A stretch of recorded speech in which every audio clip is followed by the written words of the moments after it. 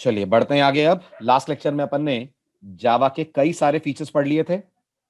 अब इस टॉपिक को फाइनली कंक्लूड करते हैं लास्ट के दो फीचर्स डिस्कस करके। The very first one is Java का ऑब्जेक्ट ओरिएंटेड होना। राइट, आप सब जानते होंगे प्रोग्रामिंग के दुनिया में दो पैराडिम्स होते हैं। एक होती है प्रोसीजर ओरिएंटेड प्रोग्रामिंग, दूसरी होती है action oriented object oriented programming. जावा ऑब्जेक्ट ओरिएंटेड प्रोग्रामिंग मॉडल पे बेस्ड लैंग्वेज है। तो अगर आपने किसी भी लैंग्वेज में ऑब्जेक्ट ओरिएंटेड प्रोग्रामिंग के कॉन्सेप्ट्स पढ़े हैं, for example encapsulation, for example inheritance, polymorphism, ये सारे कॉन्सेप्ट्स आपको एज इट इज देखने को मिलेंगे जावा में। ये सारे कॉन्सेप्ट्स के नाम आपने सुने हैं? Have you heard about them? नहीं भी सुने तो कोई टेंशन नहीं है। जब आप जावा में आगे बढ़ेंगे तो ये सारे कॉन्सेप्ट्स अपन कवर अप करने वाले हैं। बट जिन्होंने सुने हैं वो रिकॉल कर लें, Java as a language object oriented programming के वो सारे कॉन्सेप्ट्स आपको सपोर्ट करके देगी जो आपने किसी और लैंग्वेज में देखे या सुने होंगे। इसलिए अगर आपको ऑब्जेक्ट ओरिएंटेड प्रोग्रामिंग भी पढ़नी है तो Java is one of the best languages जिसमें आप ऊप्स के कॉन्सेप्ट्स को प्रैक्टिकली अप्लाई करके देख सकते हैं, जो हम अपने इस कोर्स के अंदर देखने वाले हैं। तो जावा का एक बहुत ही इंपॉर्टेंट फीचर है, जावा स्ट्रांगली ऑब्जेक्ट ओरिएंटेड प्रोग्रामिंग को सपोर्ट करती है। इतना सपोर्ट करती है कि जावा में बिना क्लास बनाए आप एक लाइन का कोड भी नहीं लिख सकते हैं।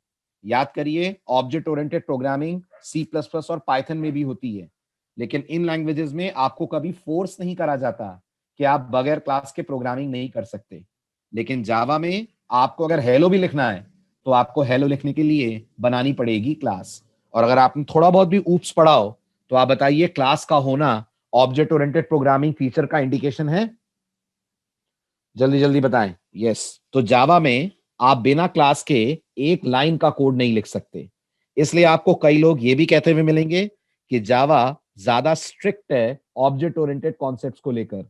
बिल्कुल सही बात है, जावा ऑब्जेक्ट ओरिएंटेड कॉन्सेप्ट्स को लेकर काफी स्ट्रिक्ट है। And without making use of these concepts आप जावा में कोई प्रोग्राम डिजाइन नहीं कर सकते। तो अगर आपको जावा में हेलो भी लिखना है तो जैसा मैंने कहा, आपको आपके प्रोग्राम के अंदर यूज करना ही पड़ेगा concepts of object oriented programming को। जल्दी बताइए, is this point clear to all? आगे बढ़े। अब आता है जावा का एक बेहद एडवांस फीचर जो आपने बहुत सारे सॉफ्टवेयर में देखा होगा, बट ये फीचर सी सी प्लस प्लस में ना आपने कभी सुना होगा, ना कभी आपने इसकी प्रोग्रामिंग की होगी।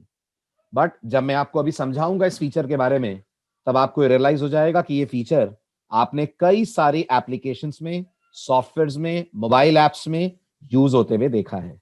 और फीचर का नाम है मल्टी थ्रेडेड। अब मल्टी थ्रेडेड का मतलब क्या होता है, इसको समझने के लिए आप मेरे एक छोटे से क्वेश्चन का आंसर दें। आपके सामने इस समय स्क्रीन के ऊपर एक सी लैंग्वेज का प्रोग्राम आ रहा है। दिख रहा है आप सबको ये प्रोग्राम? Everyone please respond. दिख रहा है? Very good. आप सबको पता होगा, जब इस प्रोग्राम को आप सी लैंग्वेज में एग्जीक्यूट करेंगे तो ऑपरेटिंग सिस्टम एग्जीक्यूट करना कहां से स्टार्ट करेगा? सी लैंग्वेज में प्रोग्राम का एग्जीक्यूशन कहां से शुरू होता है? Very good. सी लैंग्वेज में प्रोग्राम एग्जीक्यूट होना स्टार्ट होगा जब ऑपरेटिंग सिस्टम मेन को कॉल करेगा। ध्यान से सुनिएगा मेरी बात, जब ऑपरेटिंग सिस्टम मेन को कॉल करेगा। अब मेन के अंदर CLR SCR के बाद पहला फंक्शन कौन सा कॉल हो रहा है? लिखे जरा चैट विंडो में। पहला फंक्शन फैक्टोरियल कॉल हो रहा है, राइट? अब ये बताइए, जब ये फैक्टोरियल फंक्शन कॉल होगा तो पूरा पूरा टाइम और फोकस कंपाइलर का इस फैक्टोरियल को चलाने पे जाएगा कि नहीं? जल्दी बताइए, है ना? नाउ मेरा आपसे क्वेश्चन ये है, जितनी देर फैक्टोरियल फंक्शन चलेगा, जितनी भी देर वो फंक्शन चलने में ले रहा है, उतनी देर प्राइम और इवन ऑड क्या करेंगे? जल्दी बताइए, क्या ये भी चलेंगे या ये फैक्टोरियल के खत्म होने का इंतजार करेंगे? वेरी गुड, ये वेट करेंगे फैक्टोरियल के खत्म होने का। जब फैक्टोरियल का काम खत्म होगा तब कंट्रोल वापस मेन में लौटेगा और फिर प्राइम कॉल करेगा।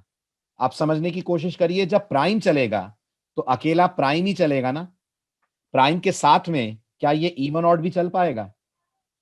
नहीं चल पाएगा, राइट? जब तक प्राइम का कैलकुलेशन खत्म नहीं हो जाता, कंट्रोल प्राइम से होकर वापस नहीं आ जाता, तब तक आप मानते हैं इवन ऑड को चलने का मौका नहीं मिलेगा, राइट? दैट मीन्स अगर आप टेक्निकली देखें तो सी लैंग्वेज में at a time only one function runs.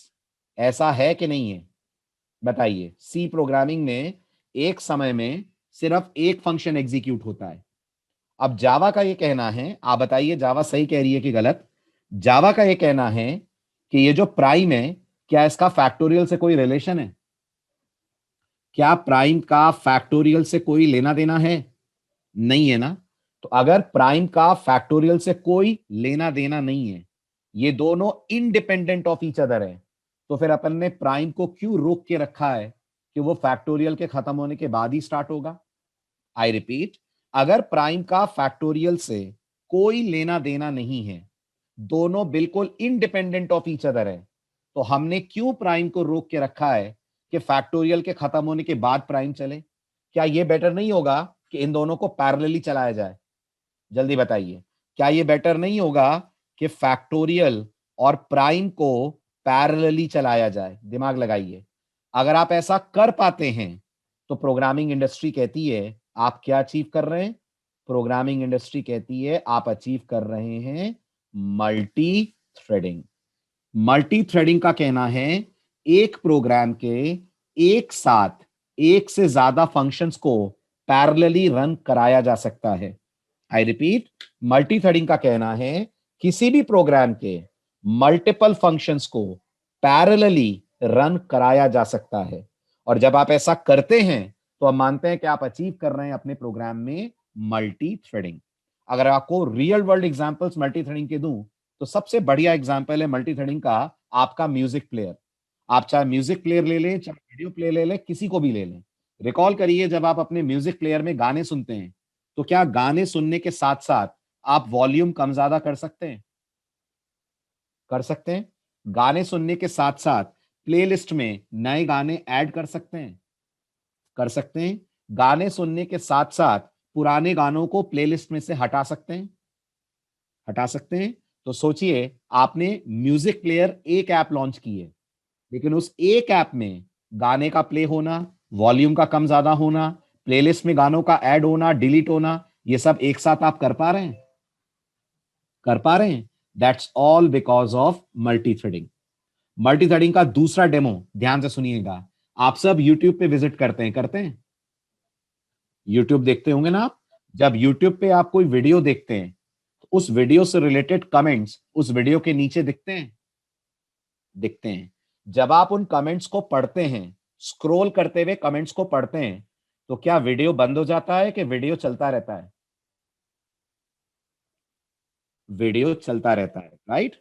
जब आप बटन पे क्लिक करके नए कमेंट्स लोड करते हैं, एक बटन होता है नीचे लोड मोर कमेंट्स, जब आप उस पे क्लिक करते हैं, तब भी वीडियो चलता रहता है कि बंद हो जाता है?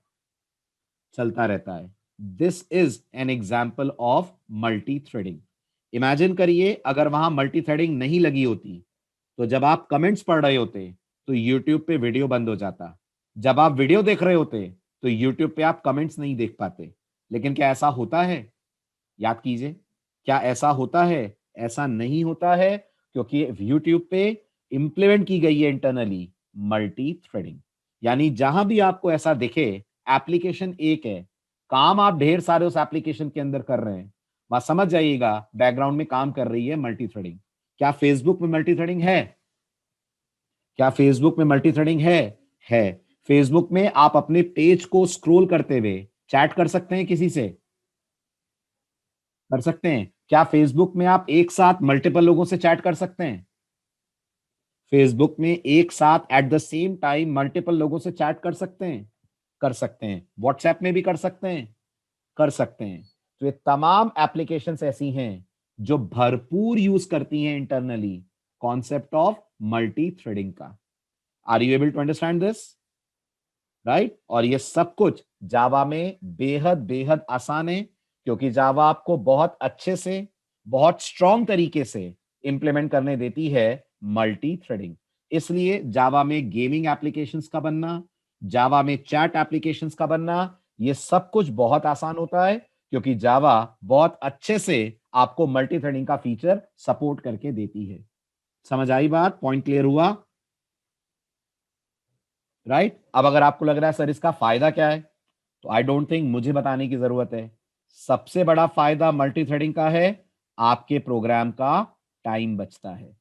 दिमाग लगाइए, अगर एक साथ पैरेलल मल्टीपल एक्टिविटीज होंगी तो आप मानते हो प्रोग्राम में लगने वाला समय कम हो जाएगा, राइट? आप ये भी मानते हो प्रोग्राम का जो यूजर एक्सपीरियंस है वो बेटर होगा, आपके प्रोग्राम का जो यूजर है वो ज्यादा सेटिस्फाई होगा आपके प्रोग्राम के परफॉर्मेंस से, क्योंकि यूजर एक साथ मल्टीपल एक्टिविटीज आपके प्रोग्राम में कर पाता है, and that behaviour is called as multi threading.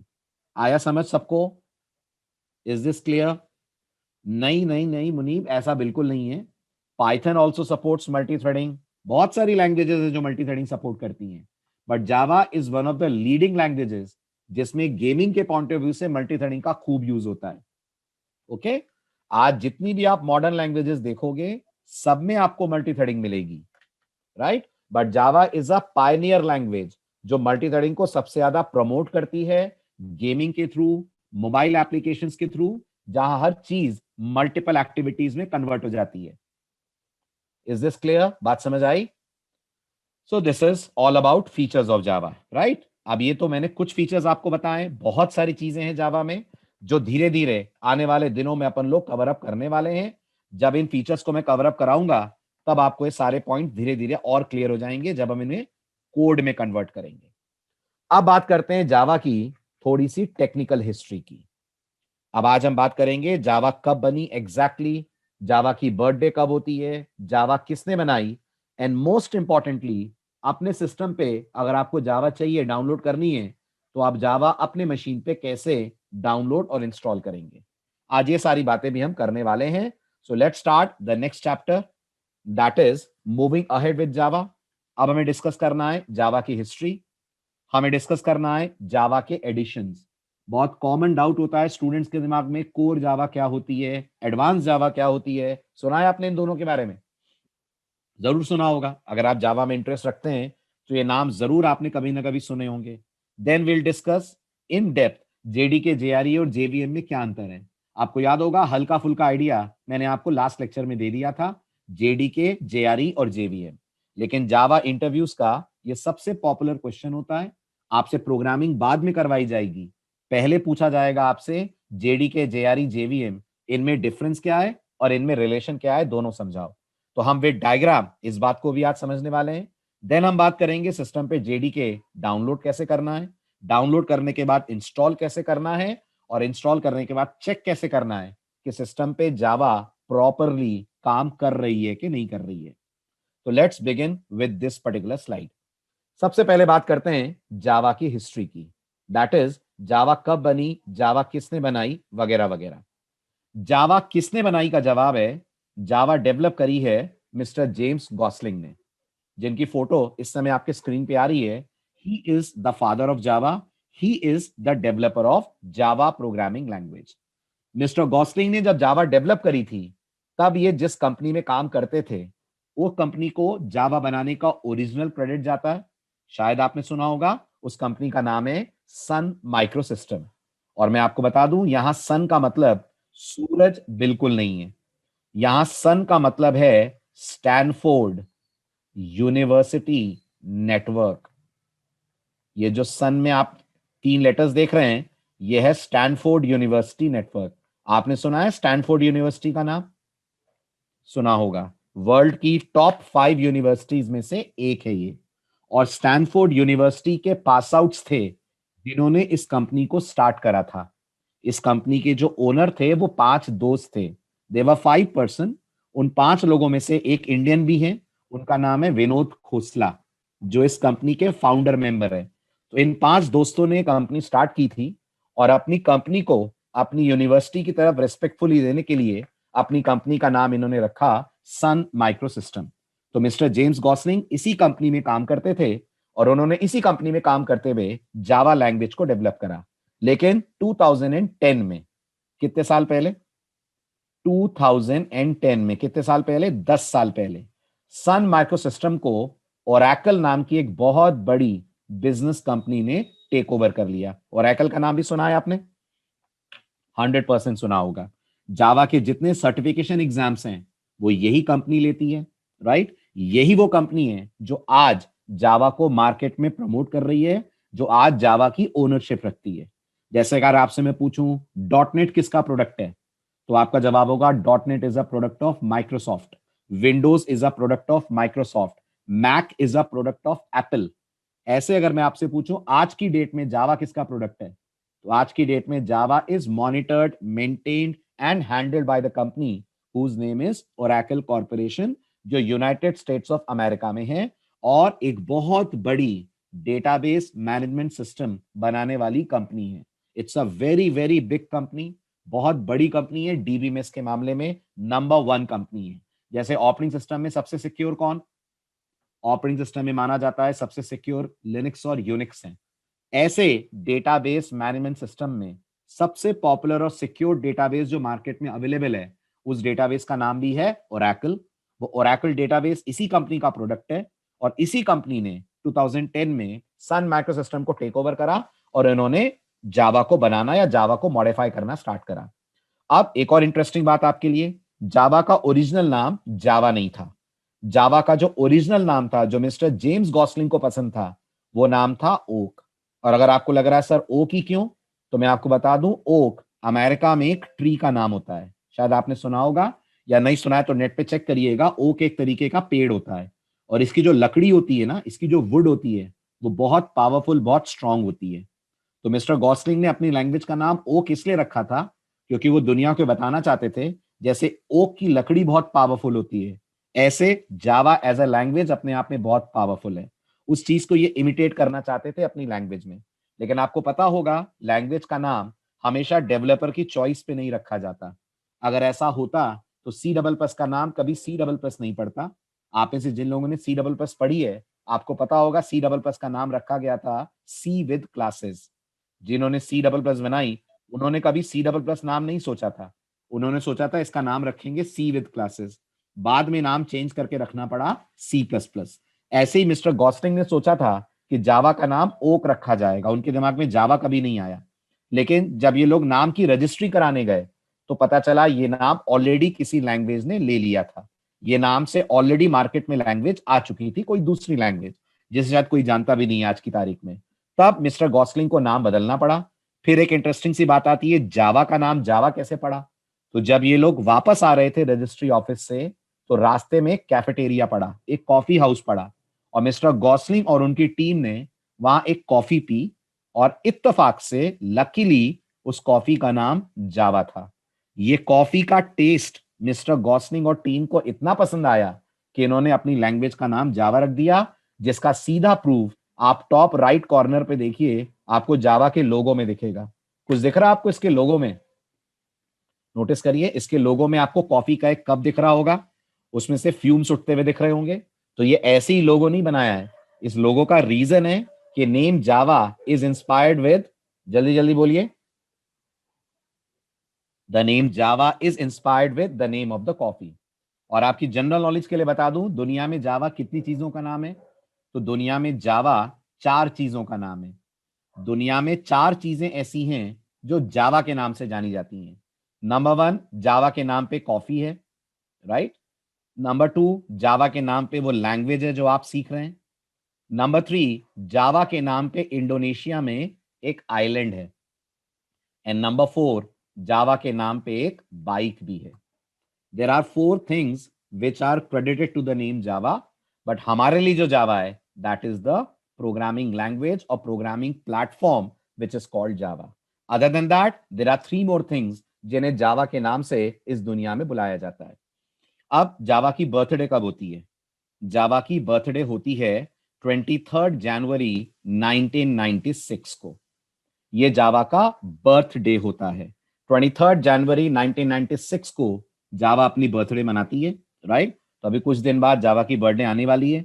Okay, जावा का जो फर्स्ट वर्जन मार्केट में लॉन्च हुआ था वो इसी दिन हुआ था, दैट इज 23 जनवरी 1996। और जावा के जो फर्स्ट वर्जन का नाम रखा गया था, आपके स्क्रीन पे आ रहा है, जावा के फर्स्ट वर्जन का नाम रखा गया था JDK 1.0, where JDK stands for Java Development Kit। ये जावा के फर्स्ट वर्जन का नाम था। और अगर आप रेगुलर हैं बैच में, तो मैंने पिछले 2 दिनों में जावा के लेटेस्ट वर्जन का नाम भी आपको बताया है। What is that?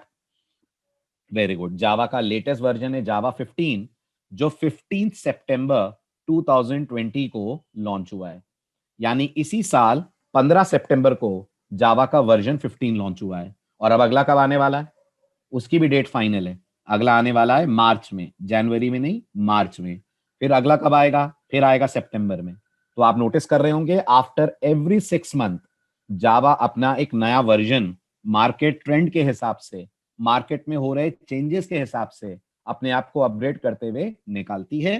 तो हर 6 महीने में आपको जावा का एक नया वर्जन मिलेगा। बट जावा की सबसे अच्छी बात यह है, जावा का हर नया वर्जन बैकवर्ड कंपैटिबल होता है। आप समझ रहे हैं इस बात को? जावा का हर नया वर्जन बैकवर्ड कंपैटिबल होता है। आपको लगेगा सर ये क्या होता है बैकवर्ड कंपैटिबल? बैकवर्ड कंपैटिबल का मतलब आपने जावा 14 पे अगर कोई प्रोग्राम बनाया है तो वो जावा 15 पे भी चलेगा। जबकि याद करिए C double plus backward compatible नहीं है। याद करिए क्लासिक सी डबल प्लस का program modern C double plus पे नहीं चलता है। रिकॉल करिए हेडर फाइल्स बदल जाती हैं, डॉट एच हटाना पड़ता है, नेम स्पेस नाम की चीज लगानी पड़ती है, ये सब करना पड़ता है। जल्दी जल्दी बोलिए। राइट? तो C double plus backward compatible नहीं है, but Java is 100% backward compatible. तो इट डजंट मैटर आप जावा 14 पढ़ रहे हैं कि 15 पढ़ रहे हैं, क्योंकि हर नए वर्जन में बहुत सारे नए फीचर्स नहीं आते हैं, मुश्किल से 2 या 3 नए फीचर्स आते हैं। जब भी जावा को बहुत सारे फीचर्स लाने होते हैं, तो जावा उस वर्जन को, ध्यान से सुनना सभी लोग, जावा उस वर्जन को बुलाती है एलटीएस। क्या बुलाती है जावा? जावा उस वर्जन को बुलाती है एलटीएस। और जब भी जावा छोटे छोटे चेंजेस के साथ मार्केट में आती है, तो जावा उस वर्जन को बुलाती है एसटीएस। एलटीएस का जो फुल फॉर्म होता है वो होता है लॉन्ग टर्म सपोर्ट। एलटीएस का फुल फॉर्म होता है लॉन्ग टर्म सपोर्ट। और गेस करिए एसटीएस का फुल फॉर्म क्या होता होगा? एसटीएस का फुल फॉर्म होता है शॉर्ट टर्म सपोर्ट। ये बात बहुत इंपॉर्टेंट है और आपको 90% किताबों में नहीं मिलेगी, इसलिए प्लीज ध्यान से बात सुनिएगा, ये प्रैक्टिकल से रिलेटेड बात है। तो जावा के मार्केट में 2 आपको वेरिएशंस मिलेंगे, एक एलटीएस और एक एसटीएस। ये जो 6-6 महीने में लॉन्च होते हैं, ये सब जावा के एसटीएस वर्जन है। तो गेस करिए 14 से पहले 13 भी आया होगा मार्केट में। सोचिए 14 से पहले 13 भी आया होगा ना, लेकिन अब आप जावा 13 डाउनलोड करने की कोशिश करेंगे तो नहीं होगा। क्यों नहीं होगा जावा 13 डाउनलोड? क्योंकि वो शॉर्ट टर्म वर्जन था, खत्म हो गया। इसलिए जावा में जब भी आप प्रैक्टिकली काम करते हैं, तो आपको कंपनी में एलटीएस वर्जन मिलता है। और अगर आपको लगता है सर एलटीएस कौन सा है जावा का, तो जावा का करंट एलटीएस है जावा 11। जावा का जो करंट एलटीएस वर्जन है वो जावा का वर्जन 11 है। तो अगर हम लोग अपने कंप्यूटर में जावा 11 भी इंस्टॉल करते हैं, तो हम जावा के मैक्सिमम फीचर्स को यूज कर पाएंगे। अब जावा का अगला एलटीएस कब आएगा?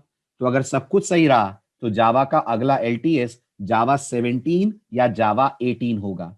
वो फिर कितने साल तक चलेगा? वो फिर चलेगा 7-8 साल तक मार्केट के अंदर। उस दौरान छोटे छोटे कई वर्जन आएंगे, जिन वर्जन को आप टेम्पररी तौर पे यूज कर पाएंगे। लेकिन मार्केट में कंपनीज जिस पे काम करती हैं, सभी लोग ध्यान से सुनिएगा, वो जावा के 2 पॉपुलर वर्जन है। एक होता है जावा 8 और एक होता है जावा 11। कारण ये दोनों ही वर्जन जावा में कौन से हैं? गेस करिए, ये दोनों जावा के एलटीएस वर्जन है, where LTS stands for long term support. ठीक है, ये चीजें, ये कॉन्सेप्ट पिछले 2 साल में ही जावा में लॉन्च हुए हैं। आज से 2 साल पहले एलटीएस एसटीएस कुछ नहीं होता था। 2017 के एंड आते आते ये एलटीएस और एसटीएस का कॉन्सेप्ट निकालना शुरू करा जावा ने।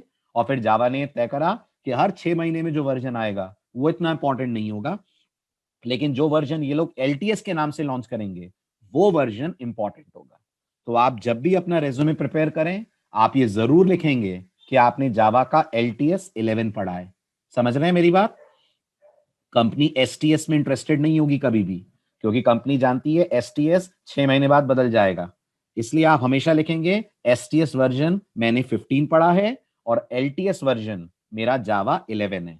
So company is more interested in knowing कि आप लॉन्ग टर्म सपोर्ट वाले कौन से वर्जन को जानते हैं। So what will be covering will be Java 11 LTS, और एसटीएस तो 14 15 कुछ भी ले लीजिए, डजंट मैटर। आ रही है बात समझ? आगे बढ़ा जाए? यहां तक clear? Yes yes yes Munib, James Gosling is still alive. अरे डेनिस रिची के अलावा मैक्सिमम लोग अलाइव हैं। ब्यान स्ट्रोस्ट्रप भी हैं, जेम्स गॉसलिंग भी हैं, गीडो वैन रॉसम भी हैं। गीडो वैन रॉसम को तो माइक्रोसॉफ्ट ने हायर कर लिया है, आपको पता होगा, पता लगा? जिन्होंने पाइथन बनाई है उनको माइक्रोसॉफ्ट ने जॉब दे दी है। उनको माइक्रोसॉफ्ट ने आर्टिफिशियल इंटेलिजेंस वाली विंग का चीफ टेक्नोलॉजी ऑफिसर बनाया है।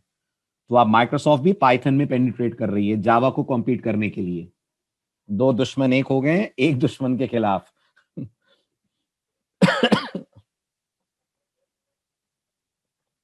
चलिए आगे बढ़ते हैं।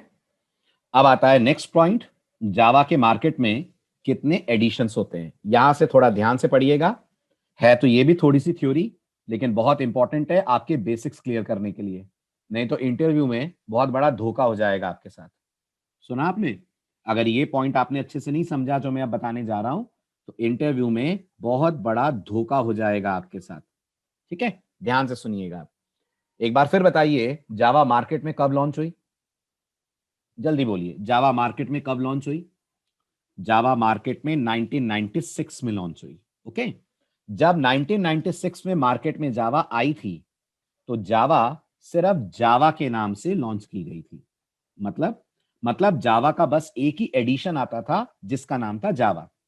लेकिन मार्केट में आते ही जावा ने इतनी धूम मचा दी, जावा ने मार्केट को इतना जबरदस्त तरीके से इफेक्ट करा कि उस जमाने में हर तरीके की प्रोग्रामिंग जावा में होने लगी। अगर आपको लग रहा है सर हर तरीके की प्रोग्रामिंग का क्या मतलब होता है, तो मैं आपको बता दूं, दुनिया में एप्लीकेशन सॉफ्टवेयर तीन तरीके के होते हैं। आपने तो सुना ही होगा ना, सॉफ्टवेयर दो तरह के होते हैं, एक सिस्टम सॉफ्टवेयर होते हैं, एक एप्लीकेशन सॉफ्टवेयर होते हैं। ये बात तो आप जानते ही होंगे, है ना? अब मैं आपको एप्लीकेशन सॉफ्टवेयर की वैरायटीज बता रहा हूं। अगर कोई पूछता है यार ये एप्लीकेशन सॉफ्टवेयर कितनी तरह के होते हैं, तो ये तीन तरह के होते हैं। एक होती है डेस्कटॉप एप्लीकेशंस। ठीक है, ये क्या होते हैं? ये वो प्रोग्राम्स होते हैं जो आप किसी भी कंप्यूटर पे इंस्टॉल करके ही उस कंप्यूटर पे उस एप्लीकेशन को यूज कर पाते हैं। आई रिपीट, डेस्कटॉप एप्लीकेशंस वो प्रोग्राम्स होते हैं जो आप किसी भी कंप्यूटर पे इंस्टॉल करके उस कंप्यूटर पे उस प्रोग्राम को रन कर पाते हैं। अगर आपको लग रहा है सर फॉर एग्जाम्पल, तो मेरा जवाब है फॉर एग्जाम्पल एंटीवायरस। रिकॉल करिए, अगर मुझे अपने कंप्यूटर पे वायरस चेक करना है तो मुझे एंटीवायरस इंस्टॉल करना पड़ेगा। यस, करना पड़ेगा। ऐसे ही रिकॉल करिए, अगर मुझे सी प्लस प्लस या सी में प्रोग्रामिंग करनी है तो आईडी या कंपाइलर इंस्टॉल करना पड़ेगा, करना पड़ेगा। ये सब अपने आप में कहलाते हैं डेस्कटॉप एप्लीकेशन। बिल्कुल सही। मुझे कोई वीडियो देखना है तो वीडियो प्लेयर इंस्टॉल करना पड़ेगा, बिल्कुल करना पड़ेगा। ये सब अपने आप में कहलाते हैं डेस्कटॉप एप्लीकेशन। दूसरी तरह के प्रोग्राम्स जो मार्केट में खूब पॉपुलर हैं, they are called as web application. क्या वेब एप्लीकेशन भी हम हमारे कंप्यूटर पे इंस्टॉल करते हैं? क्या आप फेसबुक को एक्सेस करने के लिए अपने कंप्यूटर पे फेसबुक डालते हैं? जी नहीं, बिल्कुल नहीं। आप फेसबुक को एक्सेस करने के लिए बस दो चीजों की मदद मदद लेते हैं, एक ब्राउजर और एक इंटरनेट। आपके पास इंटरनेट कनेक्शन होना चाहिए, आपके पास ब्राउजर होना चाहिए, तो आप दुनिया की किसी भी वेबसाइट या वेब एप्लीकेशन को एक्सेस कर सकते हैं। और तीसरी तरीके की एप्लीकेशन प्रोग्रामिंग होती है which are called as mobile apps. तो जब जावा 1996 में आई, ये तीनों ही तरह के प्रोग्राम जावा में डेवलप किए जाने लगे। क्योंकि जावा जावा के नाम से आई थी, तो जो कंपनीज जॉब्स ऑफर करती थी, जो कंपनीज मार्केट में रिक्रूटमेंट करती थी, उन्हें बड़ी दिक्कत जाने लगी अपने एडवर्टाइजमेंट्स में। क्या दिक्कत जाने लगी? उनको यह समझ में नहीं आता था कि अगर उन्हें मोबाइल एप्लीकेशन डेवलपर चाहिए तो वो क्या लिखेंगे, कौन सी जावा आपको आनी चाहिए। तो उन्होंने सन माइक्रोसिस्टम से रिक्वेस्ट करी कि जावा के कुछ वेरिएशंस बना दीजिए, जावा के कुछ डिविजन्स बना दीजिए, ताकि मार्केट में जब हम एड्स निकालें तो हम ये बता पाए लोगों को कि हमें डेस्कटॉप एप्लीकेशन डेवलपर चाहिए, कि हमें जावा का वेब डेवलपर चाहिए, या हमें जावा का मोबाइल डेवलपर चाहिए। तो इन कंपनीज की बात मानते हुए सन माइक्रोसिस्टम ने 1999 में, कितने साल बाद, जावा के लॉन्च होने के 3 साल बाद, जावा के 3 वेरिएशंस निकाले, जावा को 3 पार्ट्स में ब्रेक करा। जैसे बॉलीवुड मूवीज के आते हैं, बॉलीवुड मूवीज का वर्जन 1 वर्जन 2 ऐसे करके आता है ना, बिल्कुल ऐसे। या वेब सीरीज बहुत सारी आती हैं, राइट? वर्जन 1, वर्जन 2, इस तरह से जावा के 3 एडिशंस इन्होंने निकाले। ठीक है, ध्यान दीजिएगा इन 3 एडिशंस का क्या नाम इन्होंने रखा। पहला एडिशन इन्होंने निकाला J2SE के नाम से। क्या फुल फॉर्म था इसका? इसका फुल फॉर्म था जावा 2 SE का फुल फॉर्म हुआ स्टैंडर्ड एडिशन। दूसरा इन्होंने निकाला J2EE के नाम से। उसका फुल फॉर्म क्या रखा? उसका फुल फॉर्म रखा जावा 2 एंटरप्राइज एडिशन। जावा 2 एंटरप्राइज एडिशन। और जो तीसरा इन्होंने वर्जन निकाला उसका फुल फॉर्म इन्होंने रखा जावा 2 M for, any guesses? M for, हाँ वेरी गुड, वरना 90% लोग सोचते हैं एम माने मोबाइल। बिल्कुल सही Yogesh, M for micro, Java 2 micro addition. ये जावा के 3 वर्जन या वेरिएशंस इन्होंने निकाले।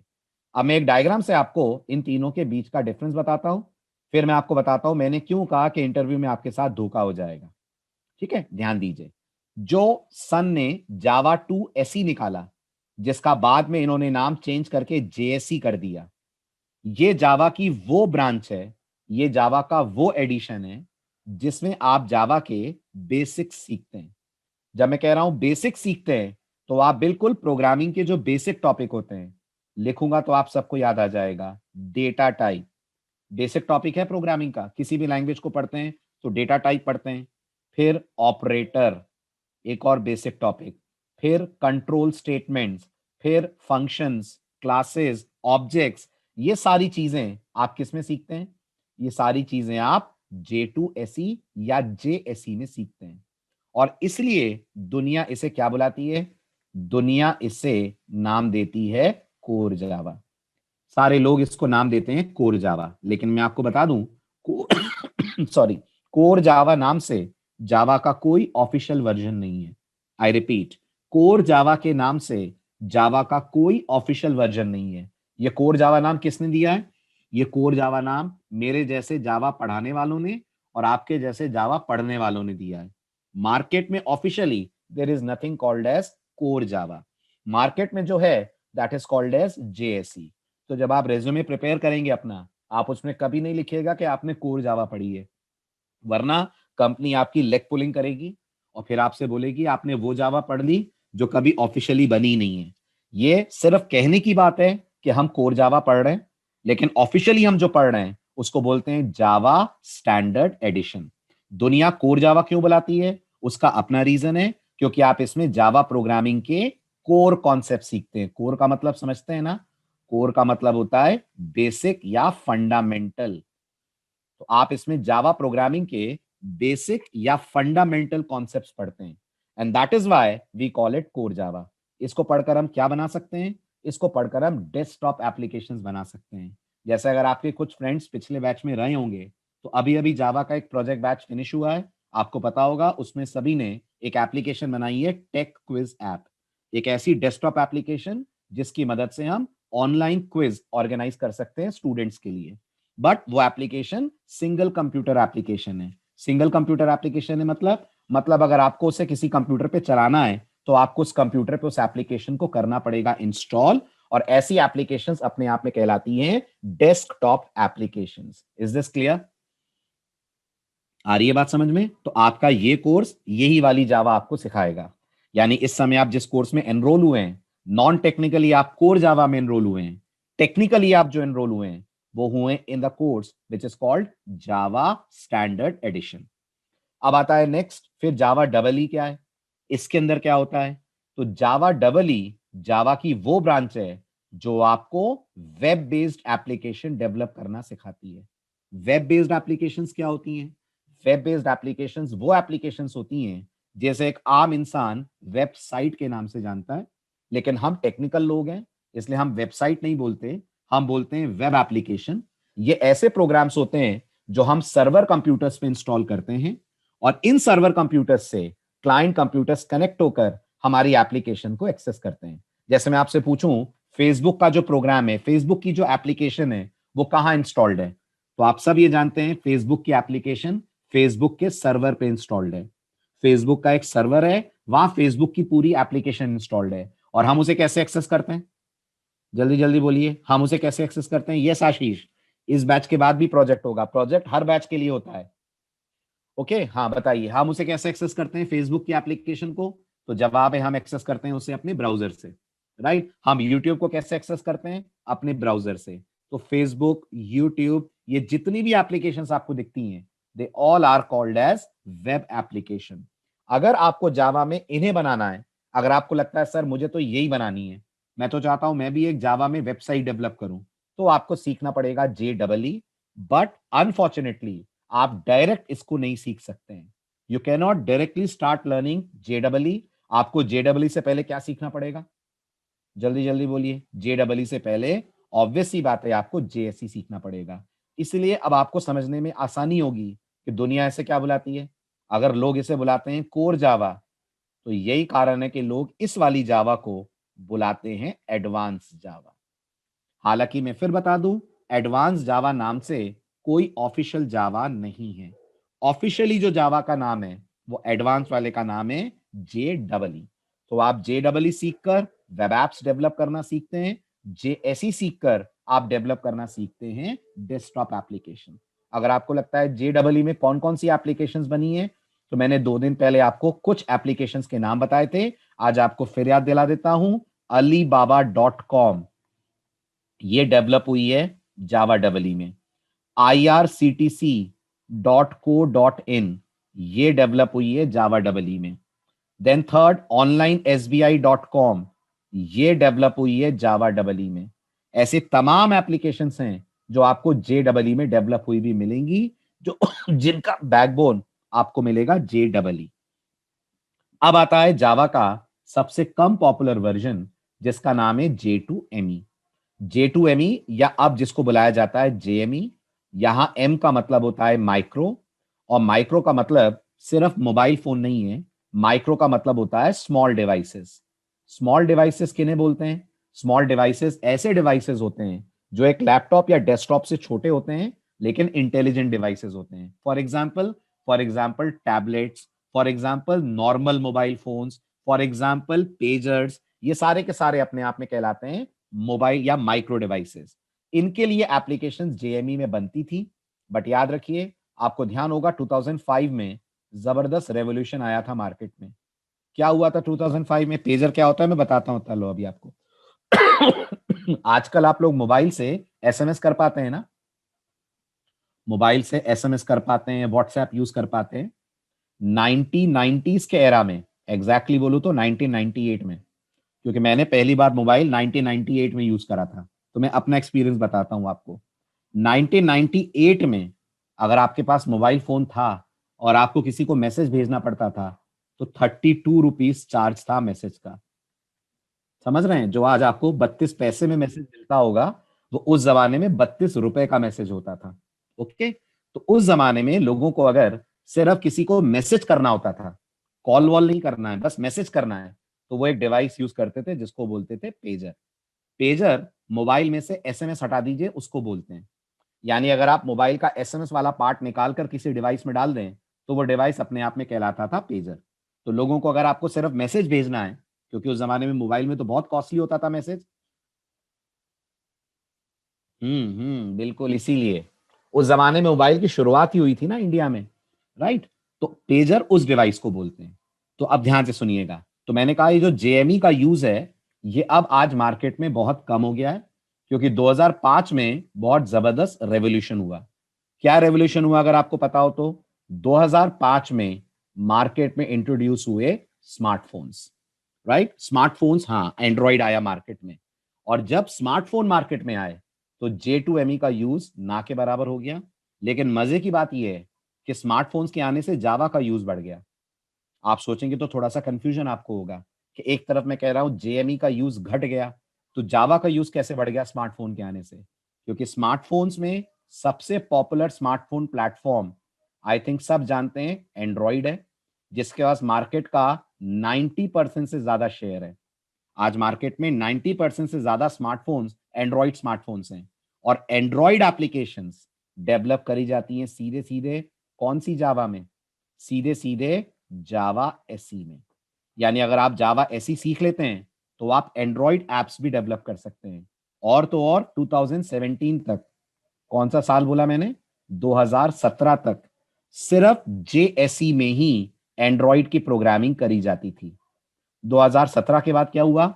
2017 के बाद एक और लैंग्वेज गूगल ने इंट्रोड्यूस करी, शायद आप लोग जानते होंगे, टेक्निकली बहुत अवेयर स्टूडेंट्स हैं आप, कॉटलिन, राइट? कॉटलिन लैंग्वेज के तौर पे मार्केट में आई और लोग कॉटलिन में भी प्रोग्रामिंग करने लगे। और 2019 में गूगल ने एंड्रॉइड के लिए एक और प्लेटफॉर्म दिया जिसका नाम दिया उन्होंने फ्लटर। और फेसबुक ने भी एक और निकाला जिसका नाम उन्होंने दिया रिएक्ट नेटिव, जिसकी मदद से उन लोगों ने फेसबुक के थ्रू या रिएक्ट के थ्रू डेवलप करना शुरू करा मोबाइल ऐप। तो आज अगर मुझे एंड्रॉइड में प्रोग्रामिंग करनी है तो मेरे पास कितनी चॉइस है? आज अगर मुझे एंड्रॉइड में प्रोग्रामिंग करनी है तो मेरे पास 4 चॉइस हैं। मैं 4 तरह से एंड्रॉइड एप्स बना सकता हूं। Either I can develop Android apps by learning Java, और I can develop Android apps by learning Kotlin, और I can develop Android apps by learning Flutter. Flutter में जो प्रोग्रामिंग लैंग्वेज यूज होती है उसका नाम है डार्ट, DART, डार्ट। और अगर मैं जावास्क्रिप्ट जानता हूं और मुझे जावास्क्रिप्ट में आगे बढ़ना है तो आई can develop mobile apps using react native. मेरे पास इतने सारे एंड्रॉइड ऑप्शंस के अवेलेबल है, लेकिन इनमें जो सबसे पुराना और ट्रस्टेड फॉर्म है वो अभी भी जावा एसई है। आज भी आप जावा एसई के थ्रू डेवलप कर सकते हैं मोबाइल एप्लीकेशंस। इनफैक्ट जो आप व्हाट्सएप यूज कर रहे हैं वो जावा एसई का ही प्रोडक्ट है। समझ आया? ओके। शिवचरण का डाउट है जावा के साथ टू वर्ड क्यों आया? जावा के साथ टू वर्ड शिवचरण इसलिए आया क्योंकि जावा को डिवाइड करा गया था। तो सन माइक्रोसिस्टम दुनिया को ये बताना चाहते थे ये जावा का सेकंड अवतार है। वो दुनिया को ये बताना चाहते थे ये जावा का सेकंड अवतार है, इसलिए उन्होंने नाम में टू शामिल करा। फिर जैसे आपको कंफ्यूजन हुआ ना कि जावा में ये टू क्यों आया, ऐसे सारी दुनिया को कंफ्यूजन हुआ था। सब लोगों ने ऑब्जेक्शन उठाया तो लोगों ने ये टू हटा दिया ना, इसीलिए तो विकास, इसीलिए तो ये टू हटा दिया। अब आज मार्केट में क्या है? आज मार्केट में जावा टू थोड़ी है, आज मार्केट में JSE है। पढ़िए, आप नीचे एक लाइन लिखी है ना, आज की तारीख में अब टू हट गया ना इनमें से। अब ये JSE हो गया है, JEE हो गया है, JME हो गया है। और टू कब हटा? आज नहीं, बहुत पहले हट गया, 2005 में ही हट गया था। 2005 में ये टू हटा दिया इन्होंने। ऑफ कोर्स अरुण, आपको अपना जावा ट्रैक कंप्लीट करना चाहिए, बिकॉज जितनी भी कंपनीज मार्केट में काम करती हैं, maximum companies web applications develop करती हैं। इवन अगर आप TCS इन्फोसिस की बात करें, जो इंडियन कंपनीज हैं, वो भी जावा में यूज करती हैं वेब एप्लीकेशंस। तो मैक्सिमम जगहों पर आपको JEE पे काम होता हुआ मिलेगा। इसलिए आप जब भी कोई लैंग्वेज करें उसका ट्रैक पूरा करना चाहिए आपको। बिल्कुल बता दूंगा मैं अनीश, आपको सन सर्टिफिकेशन एग्जाम्स के बारे में जरूर बता दूंगा मैं। थोड़ा सा अपन लोग जावा स्टार्ट कर ले, थोड़ा सा प्रोग्रामिंग कर ले, फिर मैं आपको बताता हूं। बस अभी इतना मान लीजिए, जावा के जो सन सर्टिफिकेशन नहीं है वो ओरेकल सर्टिफिकेशन है। अब ये सन सर्टिफिकेशन नाम खत्म हो गया, अब ये ओरेकल सर्टिफिकेशन है। और ये अलग अलग एग्जामिनेशन लेवल्स पे आते हैं। जो सबसे बेसिक एग्जामिनेशन होता है वो जावा एसोसिएट का होता है।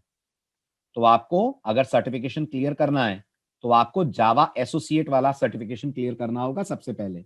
और जावा एसोसिएट क्या कवर करता है? जावा एसोसिएट JSE कवर करता है। कितनी JSE कवर करता है? हमारे सिलेबस का 60% पार्ट। मतलब जो मैं आपको पढ़ाऊंगा उसके 60% में ही आप जावा एसोसिएट का सिलेबस कवर करके उसे क्लियर कर सकते हैं। मैं तो आपको GUI वगैरह सब पढ़ाऊंगा, बट उसमें GUI वगैरह, डेटाबेस वगैरह ये सब नहीं आता है।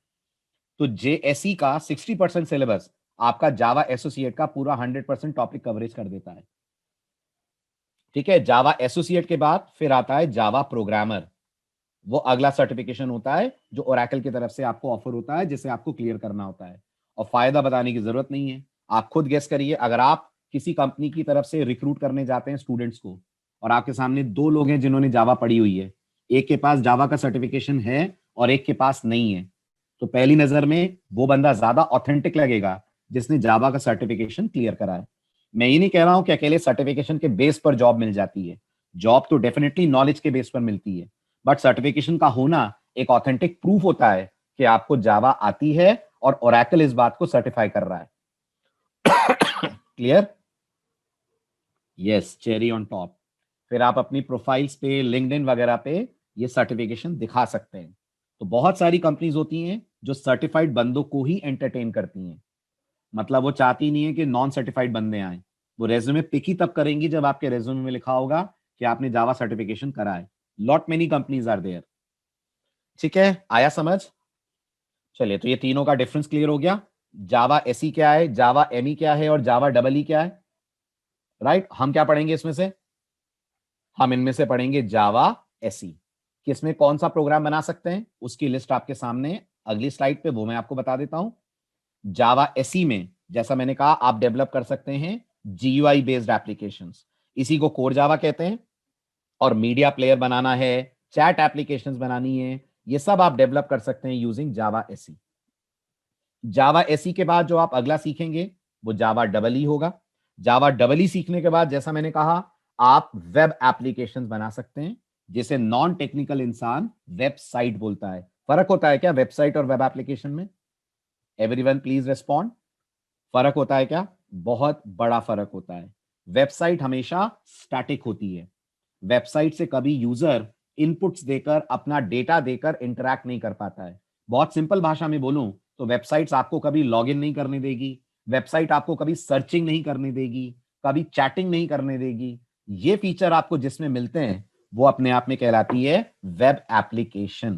तो इसका मतलब Amazon वेब एप्लीकेशन है, Amazon.in वेब एप्लीकेशन है, यस, Amazon.in वेब एप्लीकेशन है, YouTube.com वेब एप्लीकेशन है, Facebook.com वेब एप्लीकेशन है, क्योंकि इन सब में आप डेटा फीड करते हैं, डेटा के हिसाब से साइट आपको रिस्पॉन्स देती है। तो वो खाली साइट ही नहीं है, वो वेब एप्लीकेशन है। या फिर साइट बोलना है तो बोलिए डायनेमिक वेबसाइट।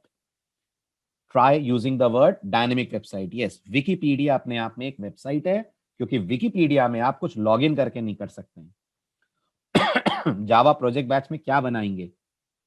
तुषार बहुत सारे आइडियाज हैं, बहुत सारे कॉन्सेप्ट्स हैं, आप लोग पढ़िए, फिर मैं आपसे शेयर करूंगा। अभी तो अपने एक पहला प्रोग्राम भी नहीं बनाया है, तो प्रोजेक्ट कैसे समझेंगे? राइट, बहुत सारे ऑप्शंस हैं।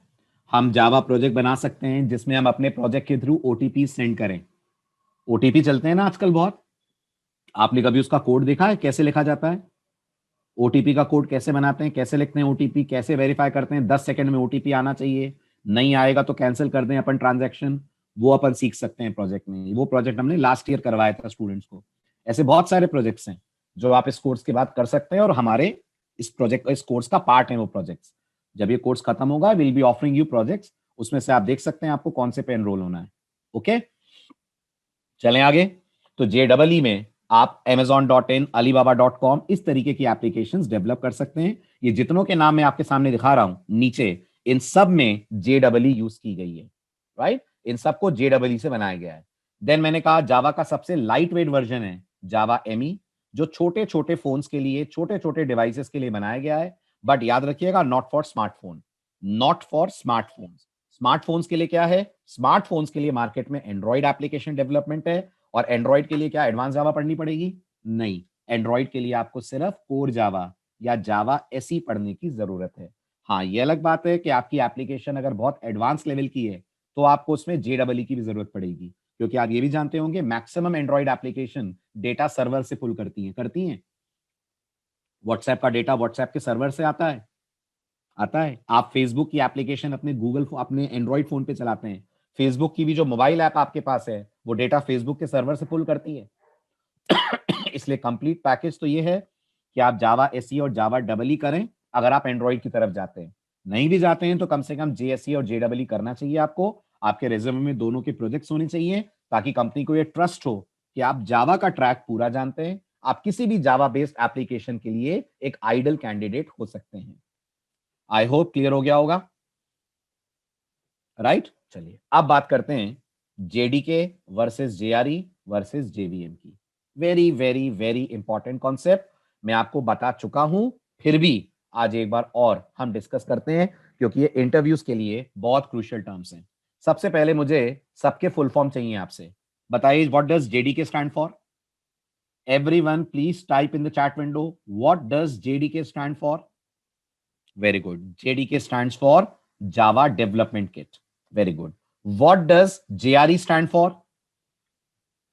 Very good. JRE stands for Java Runtime Environment.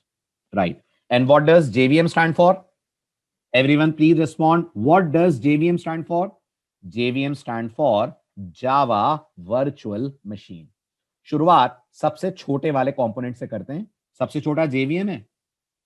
इन तीनों में सबसे छोटा JVM है. यस, सबसे छोटा JVM है क्योंकि JVM बैठा है इनसाइड JRE, JRE बैठा है इनसाइड JDK. राइट. तो सबसे पहले बात करते हैं JVM की. JVM कौन है? JVM जावा के प्रोग्राम्स को रन करने वाला सॉफ्टवेयर है. यानी आप कह सकते हैं ये जावा का कोड एग्जीक्यूशन कंपोनेंट है. I repeat, code execution component. समझ आ रहे हैं तीनों वर्ड्स? Code execution component. ये जावा का वो कंपोनेंट है जो कोड को एग्जीक्यूट करने के काम आता है. और क्या JVM हर प्लेटफॉर्म के लिए सेम होता है या हर प्लेटफॉर्म का JVM अलग होता है? हर प्लेटफॉर्म का JVM अलग होता है. There is a different JVM for Windows, there is a different JVM for Mac, there is a different JVM for Linux operating system. अब आता है सवाल, वेरी पॉपुलर इंटरव्यू क्वेश्चन. मैंने इसका जवाब आपको फर्स्ट लेक्चर में दिया था. उम्मीद करता हूं आपको याद होगा. बताइए JVM को वर्चुअल मशीन क्यों बुलाते हैं?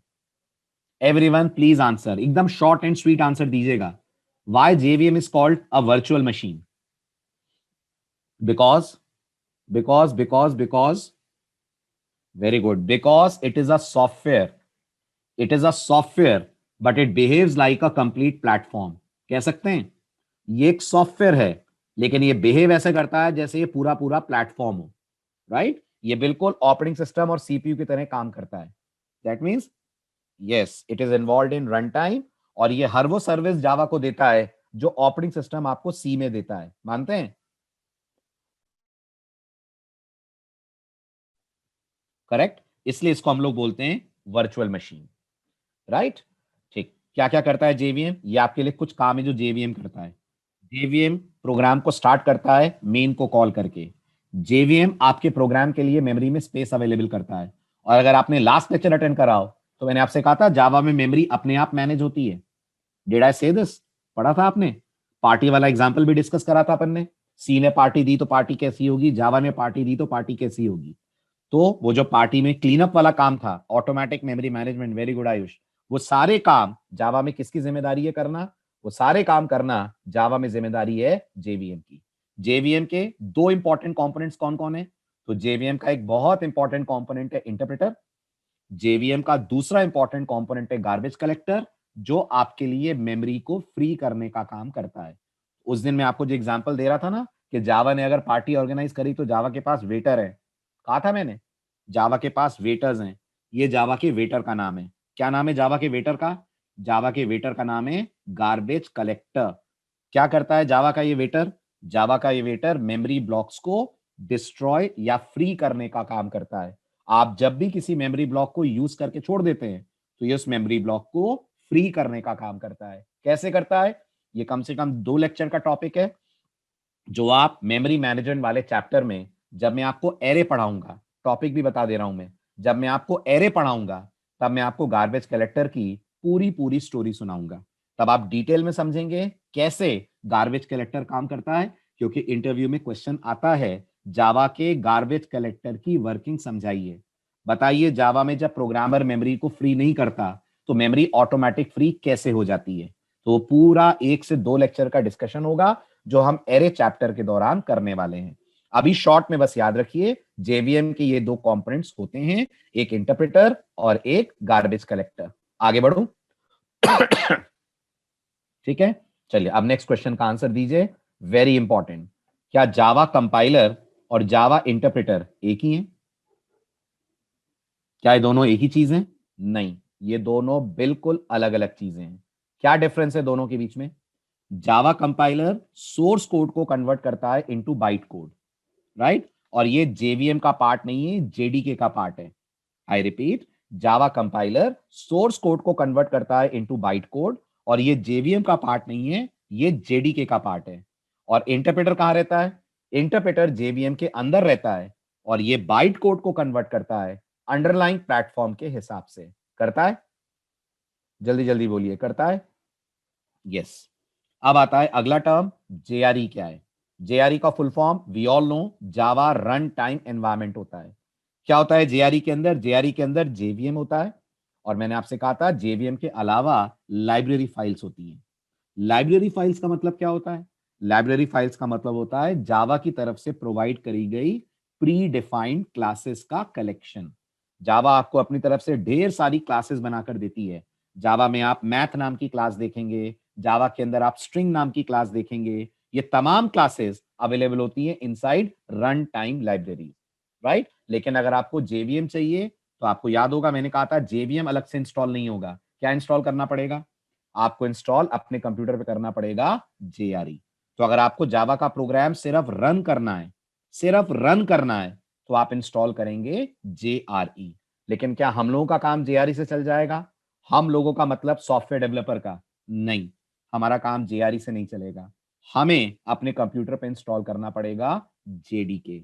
जब आप जेडीके डाउनलोड करेंगे तो आपको एक कंप्लीट किट मिलेगा, एक बंडल ऑफ सॉफ्टवेयर मिलेगा जो आप जावा एप्लीकेशंस को डेवलप करने के लिए यूज कर सकते हैं। इसके अंदर जेआरई भी होगा, इसके अंदर लाइब्रेरीज भी होंगी, इसमें कंपाइलर भी होगा, इसमें ढेर सारे सॉफ्टवेयर होंगे जो एज अ डेवलपर आपको यूज करने होंगे। एक डायग्राम मेरी बात को आपको अच्छे से समझा देगा। ये प्लस समझ में आ रहा है? प्लस दिख रहा है? समझ में आ रहा है आपको?